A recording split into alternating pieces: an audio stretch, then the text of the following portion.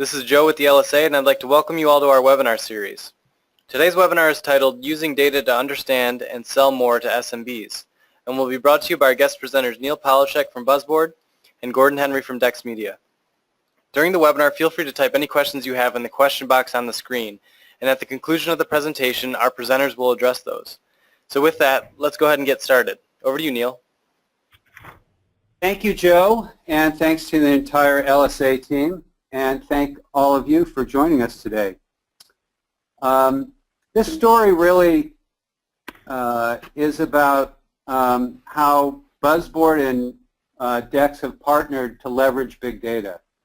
Big data has been thrown around as a term relentlessly, I would say, for a while, and I think, you know, in this experience, there's starting to be some reality to the concept of leveraging big data. So for the BuzzBoard team, it was really about leveraging big data to surface insights, and for the Dex team, it's about leveraging those key insights to acquire new customers and generate incremental sales. It's also importantly a story about collaboration, about how working hand in hand you can overcome a lot of challenges and yield some really positive results. So it's both a story about big data and about collaboration. So for those of you who don't know Gordon, that's Gordon Henry on the left. I'm Neil Palachek on the right. I've been participating in this local search small business world for a long time. I served as president of BIA Kelsey and CEO of the Kelsey Group. Now I spend most of my time advising companies such as BuzzBoard on how to achieve market and customer success. I speak frequently at industry events here in the U.S. and in Europe and in Asia. For those of you who don't know Gordon, he's been at the helm of Dex Media since the new management team emerged a couple years ago. Prior to that, Gordon was in a variety of other leadership roles, all at companies focused on the large and rapidly changing small and medium-sized business world. Gordon, it's great to have you join me on this call today. Thanks, Neil. Great to be here. So leveraging big data is really a journey. I'm going to sort of go through a recap of some of the market forces that we're all facing, whether you're an operator or a technology partner. But it's important to keep in mind that that journey is not linear. It doesn't follow an orderly path from A to Z. It's considerably more nuanced, and there are often a lot of sharp turns and sometimes a lot of imposing detours. And yet, without question, the key to navigating this kind of circuitous journey is keeping a disciplined eye on the desired outcomes. And in this case, the desired outcomes were incremental sales and more revenue. And our story doesn't really end because these stories never really end. They keep going because things keep changing. And even the notion of leveraging big data is really just at the beginning. There's going to be tons more that comes down in the coming years of really how to leverage big data throughout not just this business, but throughout industry. In terms of the changing market forces, we're really facing a rapidly changing world. There's no question about it. The competitive intensity in the marketplace seems to ratchet up daily. There's a new product, a new solution, a new technology solution, a new agency every day. For many of us in this space, the margins continue to be challenged as new entrants disrupt the market. In the marketing arena, the shift to content marketing is sort of unearthing a whole host of new opportunities and at the same time presenting a host of new challenges. SMBs are often inundated with lots of messages, but I'd call them empty messages. Organizations are also changing. You know, from the BuzzBoard perspective, we see a number of customers starting to align their marketing and sales organizations in really in ways that hadn't happened before. And I think the role of lead gen and demand gen and content marketing is one of the key contributors to that increasing alignment. But there's a long way to go on that. A lot of work needs to be done. And finally, there's a really substantive shift away from the old go-to-market model. I think prospects and customers are really pretty fed up with reps who are ill-informed and ill-prepared, and they're going to throw them out. And I think what's underneath that is that most customers or prospects probably know as much, if not more, about any product or service they might buy. So it's no longer the role of the sales rep to talk about a product's features and benefits, really. What's incumbent for the reps to talk about is how those features and benefits can help that individual business achieve a desired set of outcomes. So this stuff is changing every day, and it's, I don't think it's any surprise or any mystery that it's very challenging. But, maybe coming in on the white knight is big data to solve a bunch of these issues. I think for a long time there have been promises of big data. Many cases it's been thought of as the panacea for addressing many of the marketplace challenges. If you pick up research anywhere, the application of big data is a leading theme. But big data alone is really nothing. It's simply piles and piles of individual data points that make no sense. It's only when you organize it, interpret it, and marry it with context does it really become powerful. And that's really what the BuzzBoard team has been focused on sort of tirelessly, turning billions of data points into insights that drive something meaningful and actionable. And it is not easy work. Having seen a lot of it on the inside, it's pretty painstaking. Doesn't happen overnight, and it doesn't happen magically. Kind of most importantly, it's about marrying context with data. Without the context, data is just simply rows and columns and numbers. And it's the contextualizing of that data into small bites of insights that really engage people. It's addressing me about my needs, not me as one of 1,000 plumbers or one of 1,000 roofers about those needs. It's about addressing me as an individual business owner or frankly as a consumer. So it's sort of with that background that we'll start to peel back the layers on how BuzzBoard and Dex achieve some really compelling success. Through it all, I think, at the end of the day, no matter what the market conditions are, these business objectives are generally all the same. So Gordon, would you like to sort of take us through sort of what you guys were trying to achieve in this process? Sure. Thanks, Neil. We're a company that has, a large customer base, over 400,000 customers. Like any company in this industry, we face a certain amount of churn, which we're always trying to, keep more of our customers, win new customers to replace those we've lost, and, keep the customers we have happy and growing. So that's our mission. The purpose in working with BuzzBoard was, I'd say, kind of multifaceted. One important piece was really to increase the efficiency of the sales process. Anybody who manages a large sales force knows that you want to make the best use of their time. You want to keep them efficient. You want to decrease the amount of time they spend sort of looking for people to talk to who are going to be good prospects.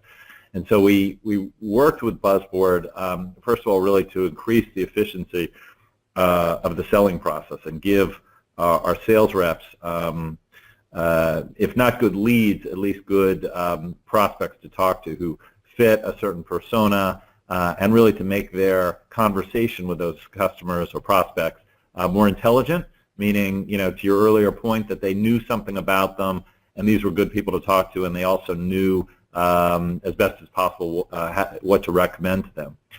So that's the sales side, and then sort of more on the marketing side, very similar process. You can't just send out, email or mail, blindly. Obviously, it's got to be targeted. And so we use the BuzzBoard data in a process to identify, who did we think were the best prospects to be talking to, and then what was the information we wanted to share with them in terms of guiding them towards purchasing of our products. So those were some of the big things. In addition, on the retention front, we are starting to work with BuzzBoard more in the retention area, but I think that's probably sort of maybe for next time. I think today's focus is really more on the acquisition side. Right. So I think where we started this journey is that we really wanted to focus on acquisition, and it's where we put this big data to use. Recognizing that the Dex folks were looking to accelerate their new customer acquisition, we went to them with a proposal to leverage the BuzzBoard marketing platform. And that platform today has something in the order of 20 million records and as many as 1,200 individual signals associated with each of those records. Now, it's a pretty monster database. I didn't do the math, 20 million times 1,200.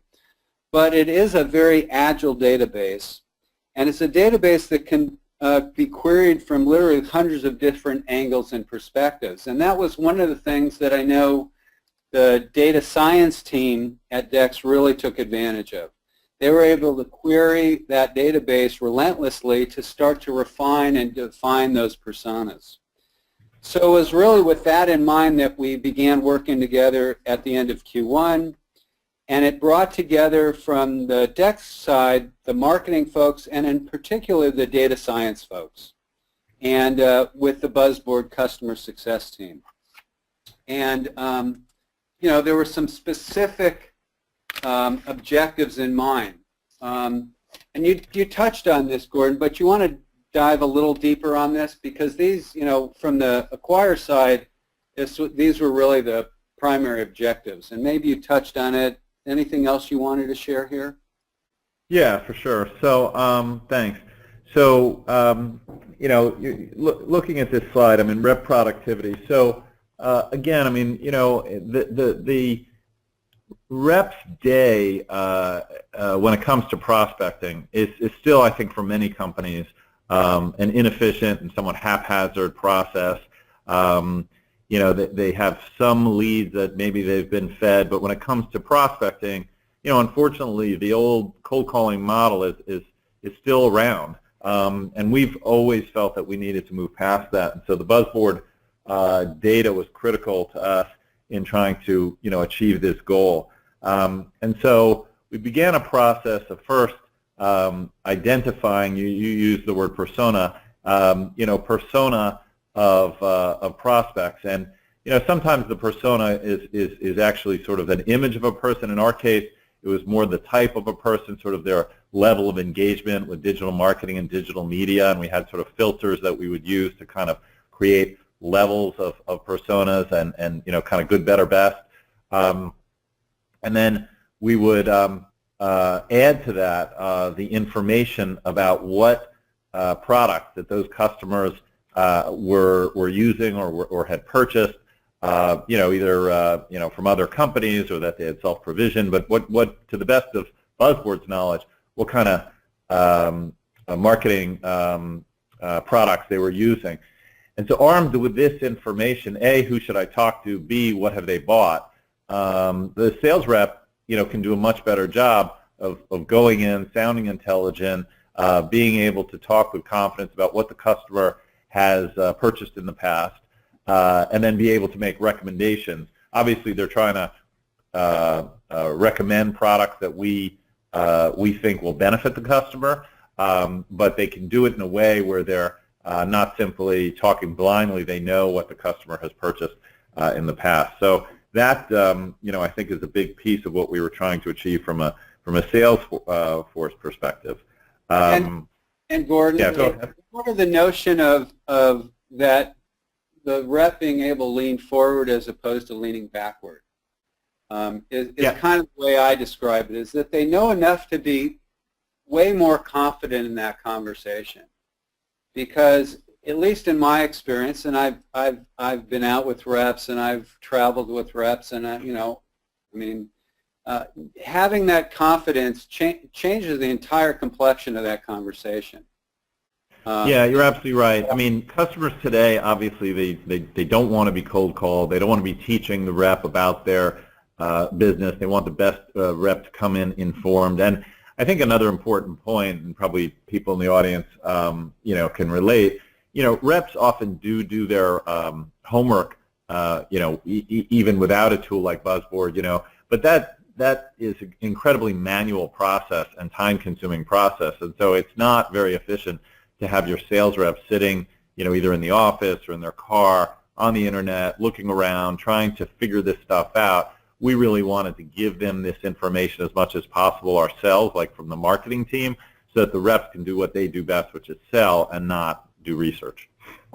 So that leads us to this slide, I think. Right, Gordon? Yes.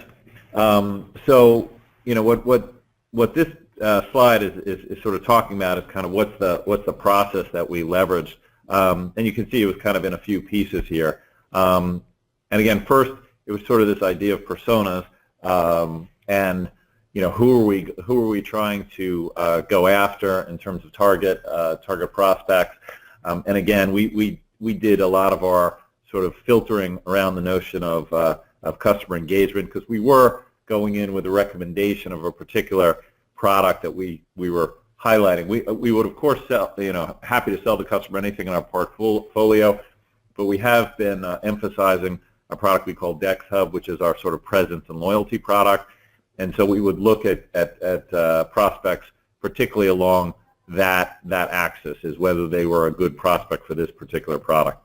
And secondly, we would sort of segment them, and this talks about enrichment, enrich the profile with what has this customer bought before, do they have a website, do they have a mobile website, what's their activity on social media, do they have a CRM in place, have they purchased email marketing before, those kinds of product ideas to arm our sales rep with the idea of what should I be able to recommend, or has this customer sort of bought a product like this before?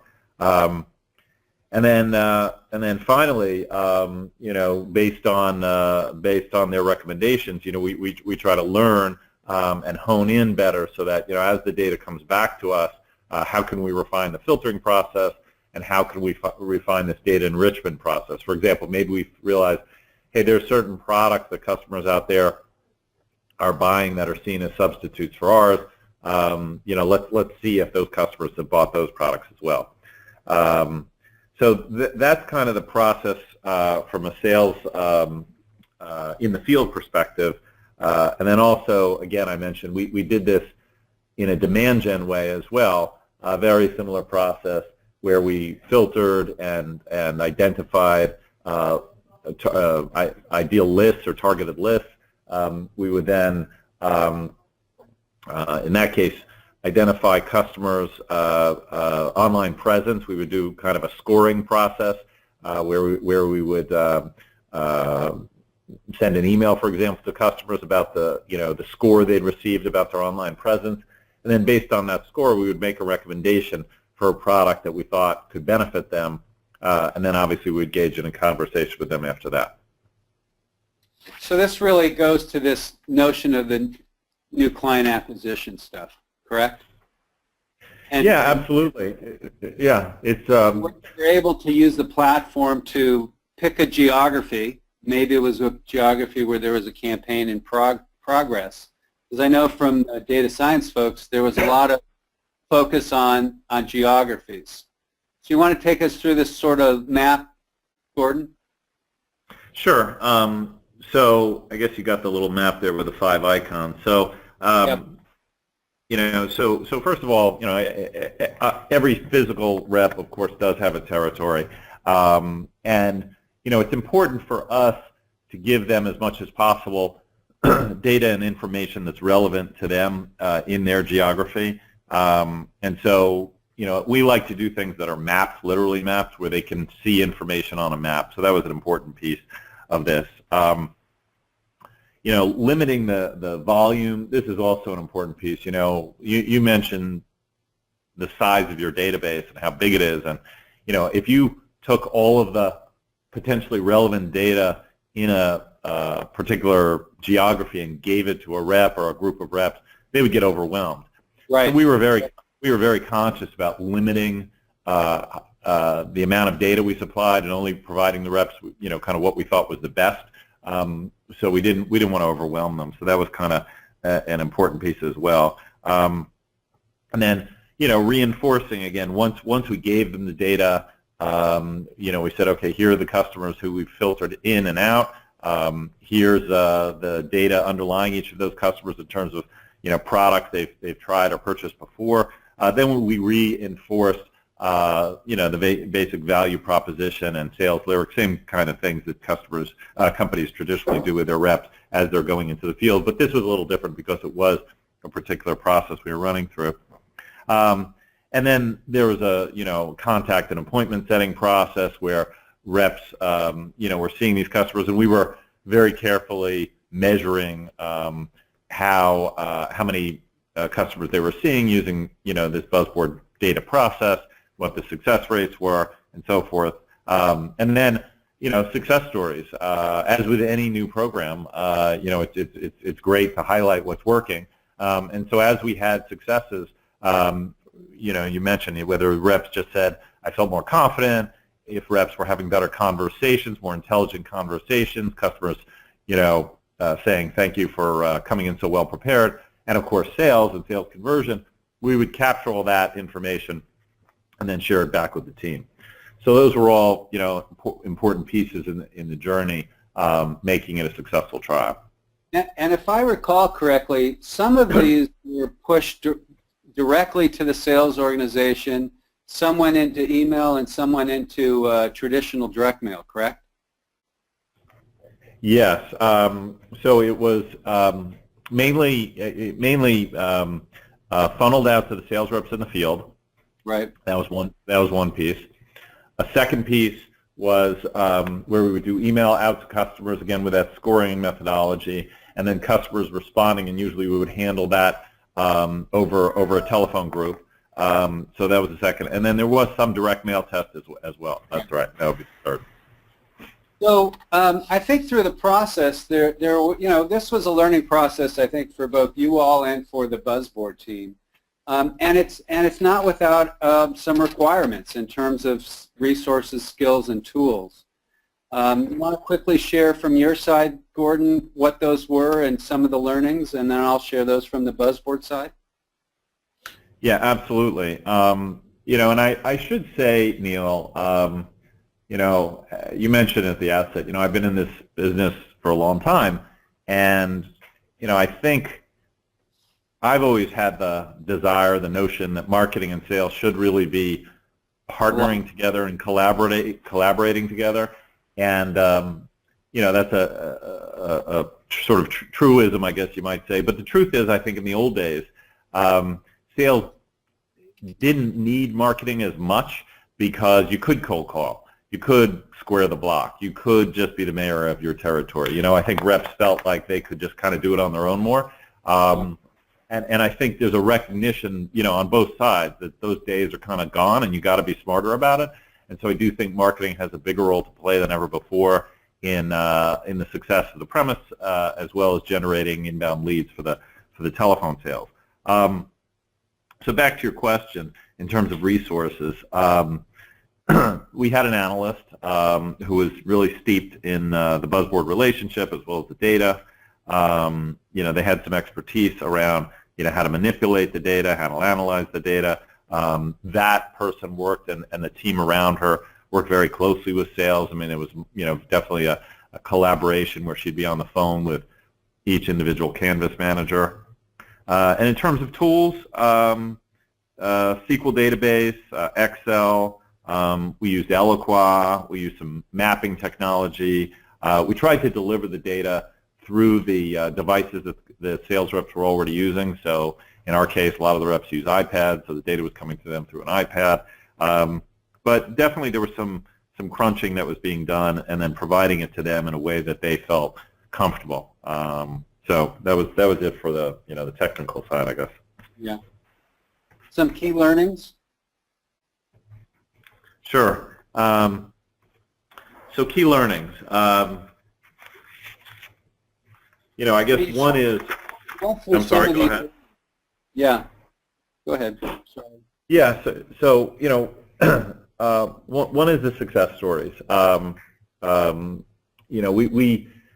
We maybe should have hopped on that even earlier, but sales reps like to use what's working and do what's working. So I think clearly gathering those, sharing those, celebrating those success stories, getting the sales feedback early and often. When you have a big sales force and there's a sort of distributed group who's using this information, it's really important to try to get to them quickly and figure out what is and isn't working and how to refine the process. And I think we did a pretty good job of that, but I would probably try to do that, focus on that even more. Then this notion of data and leads. This is a funny one because to me it seems obvious, but it's amazing how many conversations we've had about it. And again, I think if there's folks on the phone who are from the industry, sales reps, usually they're skeptical of leads to begin with, but when they think about a lead, they think of what I think of as a hand raiser. These are not hand raisers. These are not leads. This is really data that's been filtered and refined and enriched. And getting that idea across that this is a big database that's been, sort of filtered and filtered and filtered, and you're getting, we think, the best prospects, but they are not hand raisers. We've had to continue to say that to get people to understand that, because they tend to think, sales reps tend to think if you're handing them a piece of data, it's somebody who actually raised their hand. And then I guess the last piece is the automation piece. And we did have, a level of automation, but it was still fairly manual, in terms of the work being done by our technical people. And I would want to do, next time I'd want to make it even more automated and more integrated with the tools and the software that they were already using. So, that's a journey. And part of that is just the desire for speed. I mean, you got to get queued up in your sort of IT resources, and there's got to be a project. And so there is a certain desire to get this stuff out in the field, and you can't necessarily get it all integrated the way you'd like to, if you were given unlimited amount of time. Yeah. So from the BuzzBoard side, I know having, sitting over here and observing what goes on, I know that on the resource side, it was really a customer success team that worked pretty intimately with your data scientist, marketing analyst person.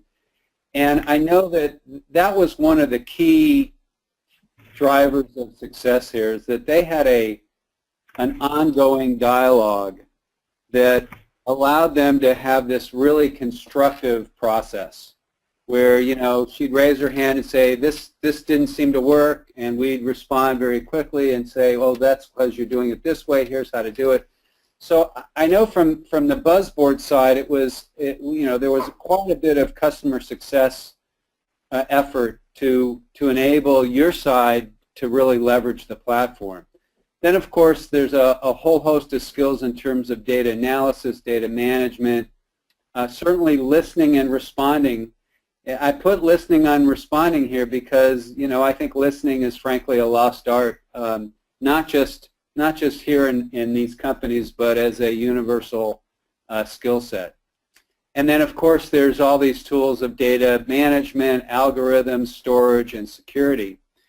But the key takeaways seem to be that, engage with the tech users, and I say that, because the marketing analyst was the tech user. You understand their key issues very quickly, so can you address them so that BuzzBoard team could address them.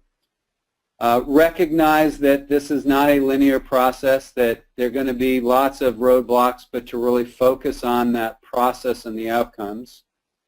And I know that the teams collaborated pretty early on these personas and identifying the key insights from those personas. And then lastly, and I think we've done this a little bit and we plan to do it some more, is hear from the front lines. Not everything works. Sometimes people have an expectation that isn't consistent with the reality of that. So, I know that we're going to sort of do a little listening tour with some of the folks from your side, Gordon, in the coming weeks. So I think those are the kind of key takeaways from, I think, the BuzzBoard's perspective on how this thing worked and worked well. So I think we wanted to share a couple case studies, Gordon, with the folks.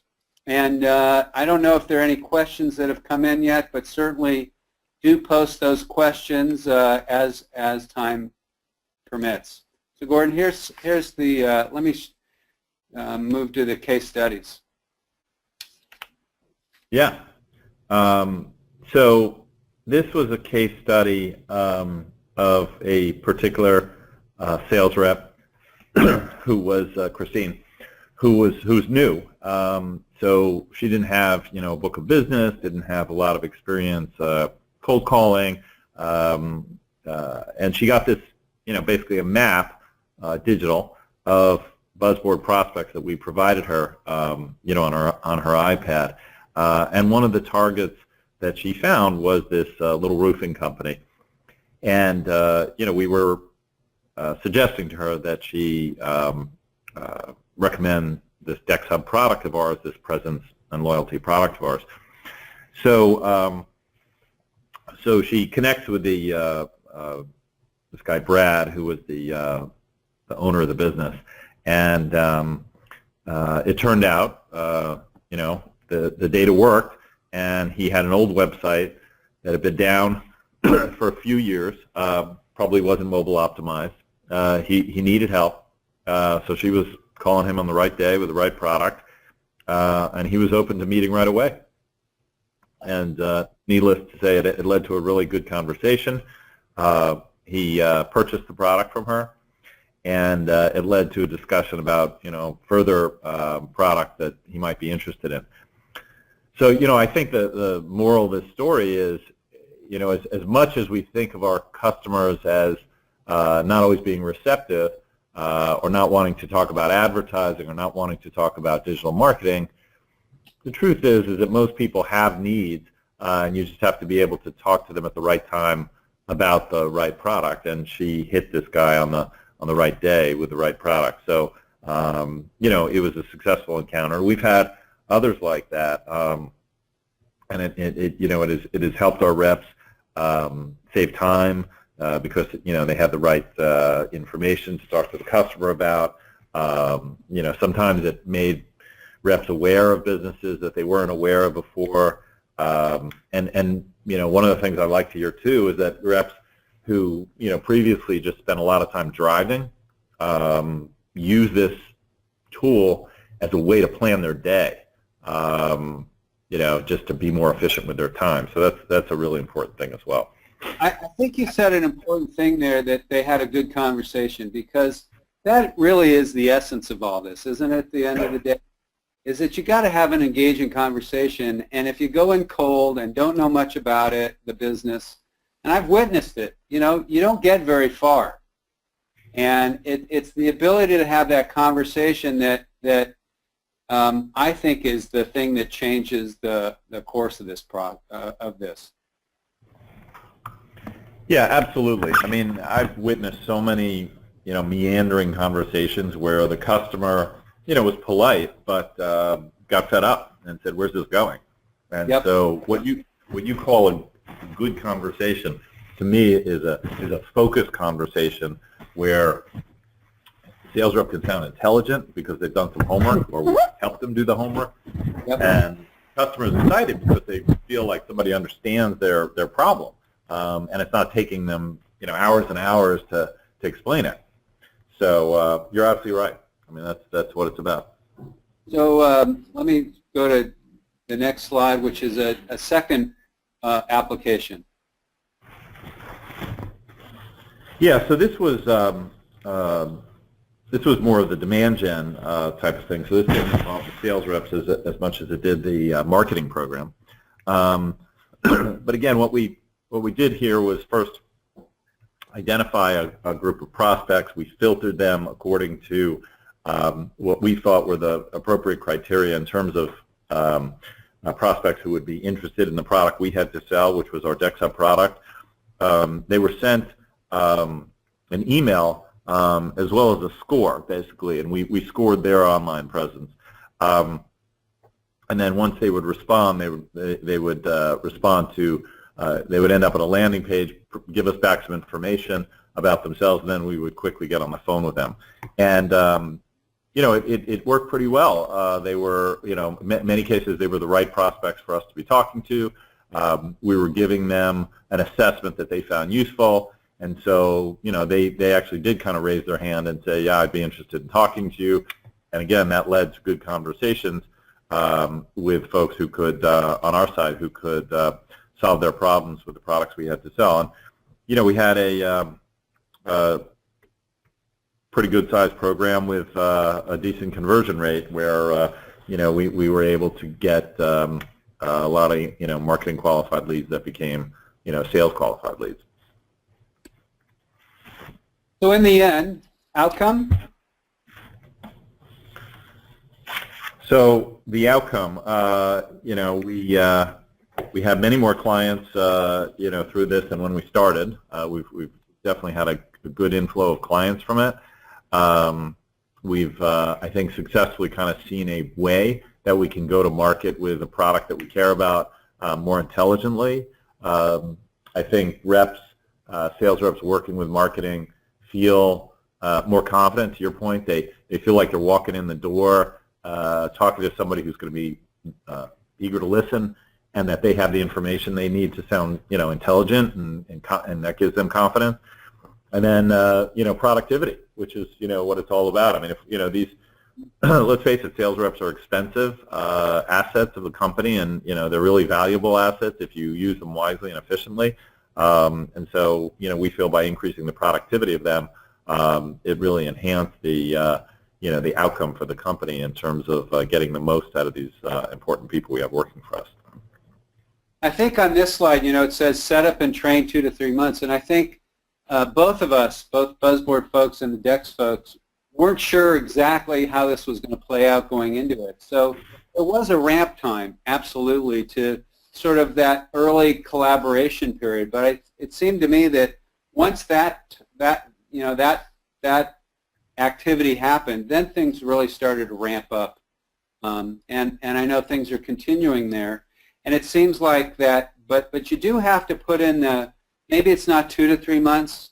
Maybe it's that could be shortened next time to a month or so. But there is an important period where you can't go ready, fire, aim. You really have to do ready, aim, and then fire. And I think the 2 to 3 month sort of setup. Yeah, sure, we'd all love to have shrunk that time, but it's a learning process. Well, I got to be honest, Neil. You're not the only vendor in the market, and we did look at other vendors. We did do some piloting. We did assess some other data providers, and that took some time as well before we ended up working with you. Yeah. So we were. So we were sitting in a meeting, and I think sort of mid-course of this program. And it's we happened upon this notion that if we can use the BuzzBoard analytics platform or the marketing platform to better target prospects, what if we could gain some insights on your existing customer base? Because really, you guys know a bit about your existing customers. You know that they buy a certain type of product from you. You may know you probably know their category. You know their location. But what if we could round out what you knew about them from a digital perspective and maybe start to figure out and really focus on this grow, upsell, cross-sell, reactivation segment down at the bottom there? We thought there's a lot of opportunities. So, we're in the midst of that exercise. The teams discussed it. We found a mutually agreeable path forward on that. And I think we're going to see some interesting outcomes of that too. I don't think we can for sure say we're going to do a webinar down the road because the proof will be in the pudding, but we'd certainly like to set that up as the next opportunity to have another conversation like this. So hopefully in the next couple quarters we'll be producing another webinar sharing some of this this insight with the rest of you folks. And we thank you for your time, and there are coordinates. Thanks, Neil, and thanks, Gordon, for conducting the webinar, and thanks to everyone who attended. If you have any questions or want to be connected with today's speakers, you can email us at webinars@thelsa.org. And also, if you want to look at any kind of webinars coming up or have questions on webinars, visit www.thelsa.org/webinars. So with that, thanks again, everybody, and have a great day.